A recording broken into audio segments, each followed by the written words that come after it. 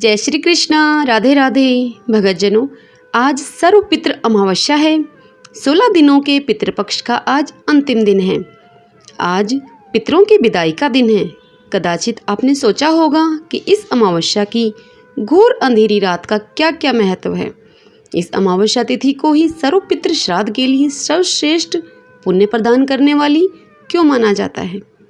भगतजनों, इसके पीछे दो पौराणिक कथा हैं।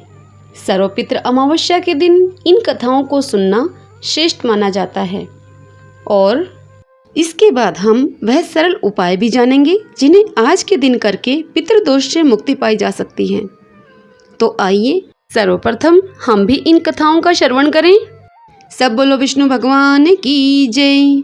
ओम नमो भगवते वासुदेवाय नमः। यह कथा सर्व पितरों को मोक्ष दिलाने वाली है। ध्यान पूर्वक पूरी कथा सुने। पौराणिक मान्यताओं के अनुसार श्रेष्ठ पितृ अग्निश्वात और बृहस्पति की मानसी कन्या अक्षोधा घोर तपस्या कर रही थी। वह तपस्या में इतनी लीन थी कि देवताओं के 1000 वर्ष बीत गए। उनकी तपस्या के तेज से पितृलोक भी प्रकाशित होने लगा। प्रसन्न होकर सभी श्रेष्ठ पितृगण अक्षोधा को वरदान देने के लिए एकत्र हुए। उन्होंने अक्षोधा से कहा कि हे पुत्री, हम सभी तुम्हारी तपस्या से अति प्रसन्न हैं, इसलिए जो चाहो वो वर मांग लो। लेकिन अक्षोधा ने पितरों की तरफ ध्यान नहीं दिया। वह उनमें से एक अति तेजस्वी पितृ अमावस्या को अपलक निहारती रही। पितरों के बार बार कहने पर उसने कहा कि हे भगवान, क्या आप मुझे सचमुच वरदान देना चाहते हैं। इस पर तेजस्वी पितृ अमावस्या ने कहा, हे अक्षोधा, वरदान पर तुम्हारा अधिकार सिद्ध है, इसलिए निसंकोच कहो तुम। तब अक्षोधा ने कहा कि हे भगवान, यदि आप मुझे वरदान देना ही चाहते हैं तो मैं तत्क्षण आपके साथ का आनंद चाहती हूँ। अक्षोधा के इस तरह के वचन सुनकर सभी पितृ क्रोधित हो गए। उन्होंने अक्षोधा को श्राप दिया कि वह पितृलोक से पतित होकर पृथ्वीलोक पर जाएगी। पितरों के इस तरह श्राप दिए जाने पर अक्षोधा पितरों के पैरों में गिरकर अब रोने लगी। अक्षोधा के रोने को देखकर सभी पितरों को उस पर दया आ गई। उन्होंने कहा कि हे अक्षोधा, तुम पतित योनि में श्राप मिलने के कारण मत्स्य कन्या के रूप में जन्म लोगी और भगवान ब्रह्मा के वंशज महर्षि पराशर तुम्हें पति के रूप में प्राप्त होंगे। तुम्हारे गर्भ से भगवान व्यास जन्म लेंगे। उसके उपरांत भी अन्य दिव्य वंशों में जन्म लेते हुए तुम श्राप मुक्त होकर पुनः पितृलोक में वापस आ जाओगी।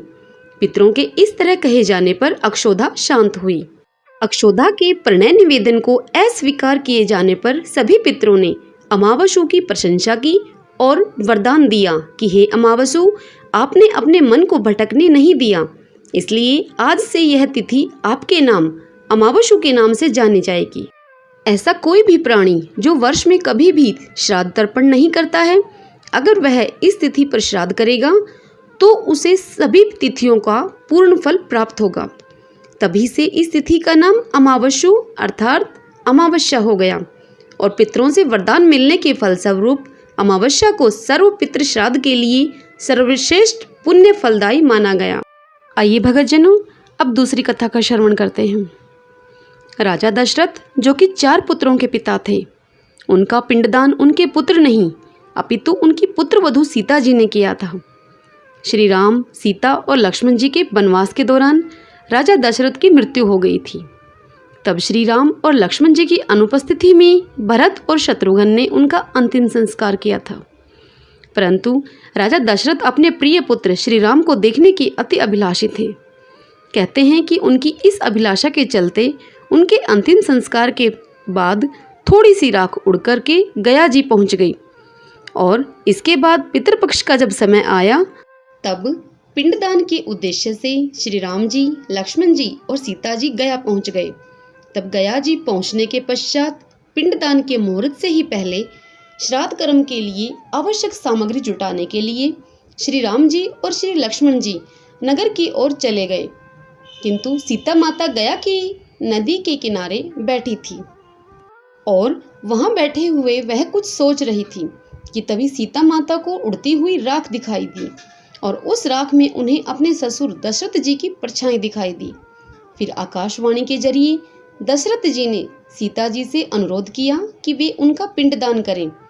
दोपहर का मुहूर्त निकला जा रहा था और माता सीता की व्यग्रता बढ़ती ही जा रही थी। तभी धरती में से एक हाथ निकला और स्वर्गीय राजा दशरथ जी की आत्मा ने सीता जी से ही पिंडदान मांग लिया। गया जी के समक्ष फल्गु नदी पर अकेली उपस्थित माता सीता असमंजस में पड़ गई और फिर उन्होंने फल्गु नदी, गाय, वटवृक्ष, ब्राह्मण और तुलसी के पौधे को अपना साक्षी बनाया और फिर फल्गु नदी की रेत से ही बालू का पिंडदान उस हाथ में रख दिया जो कि धरती से निकला था। पिंडदान स्वीकार करके वह हाथ दोबारा से ही धरती में चला गया और कुछ समय के बाद श्री राम जी और लक्ष्मण जी पिंडदान की सभी आवश्यक सामग्री लेकर जब नगर से लौटकर वापस सीता जी के पास आए तो माता सीता ने उन्हें पिंडदान करने का सारा वृतांत कह सुनाया। तब श्री राम जी सीता जी से पूछने लगे कि सामग्री के बिना आपने किस प्रकार पिंडदान किया। तब सीता जी कहने लगी कि बालू का पिंडदान किया और इस पिंडदान के साक्षी हैं वह गाय, वह फल्गु नदी, वह वटवृक्ष, वह ब्राह्मण और वह तुलसी का पौधा। लेकिन यह मानकर कि श्री रामचंद्र जी क्रोधित होंगे, वह गाय, वह फल्गु नदी, वह ब्राह्मण और वह तुलसी के पौधे ने झूठ बोल दिया कि ऐसा कुछ भी नहीं हुआ है। सिर्फ वट वृक्ष ने सच्ची गवाही दी कि सीता माता ने सचमुच में पिंडदान किया है। तत्पश्चात श्री रामचंद्र जी ने बैठकर दोबारा से पिंडदान का कार्य करने लगे। तभी आकाशवाणी के माध्यम से राजा दशरथ जी की आत्मा ने कहा कि हे पुत्र श्री राम, तुम्हें दोबारा से पिंडदान करने की कोई आवश्यकता नहीं है। शुभ मुहूर्त में पुत्र वधू सीता ने पिंडदान का कार्य विधि पूर्वक संपन्न कर दिया है।